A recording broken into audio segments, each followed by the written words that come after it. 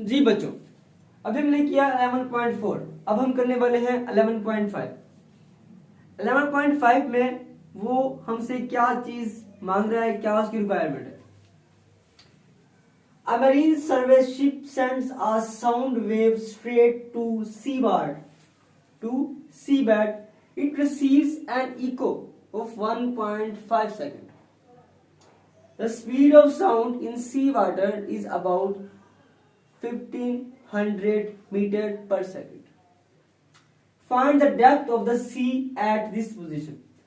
एक बैरी जहाज जो है वो बच्चों, जहाज साउंड की वेव्स को सीधा, साउंड की एक वेव्स है वो उसको सीधा ऐसे सीधा आ रही है, ऐसे सीधा भेज रहा है समंदर के अंदर, उसकी तह तक पहुंचाता है और 1.5 सेकंड के बाद उसकी गूंज वसूल करता है।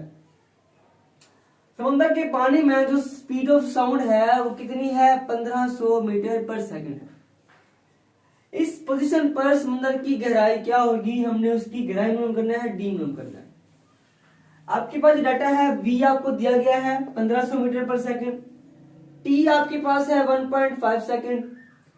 आपके पास जब हम टाइम निकालेंगे बच्चों, अब जब हमने उस साउंड वेव को नीचे भेजा है, ठीक है, और उसकी जो गूंज है वो हमें 1.5 सेकंड के बाद वापस आई है, तो जो आपके पास टाइम होगा एक साइड के लिए जब हम भेज रहे हैं उसके लिए जब हम टाइम निकालेंगे तो क्या करेंगे, 1.5 को डिवाइड कर देंगे 2 के ऊपर। 1.5 सेकंड डिवाइड बाय 2, 0.75 सेकंड। हमने फाइंड डी करना है, formula v equal to D over T. Calculation करते हैं यहां पर। अब हमने यहाँ पे डी फाइंड करना है बच्चों, तो v is equal to D over T. Velocity क्या होता है, change of distance with respect to time. d क्या होगा, v क्रॉस t। आपने करना सिंपल, इसको मल्टीप्लाई, तो d is equal to v आपके पास है 1500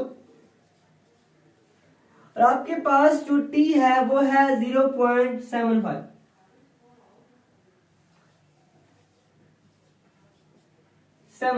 ठीक है।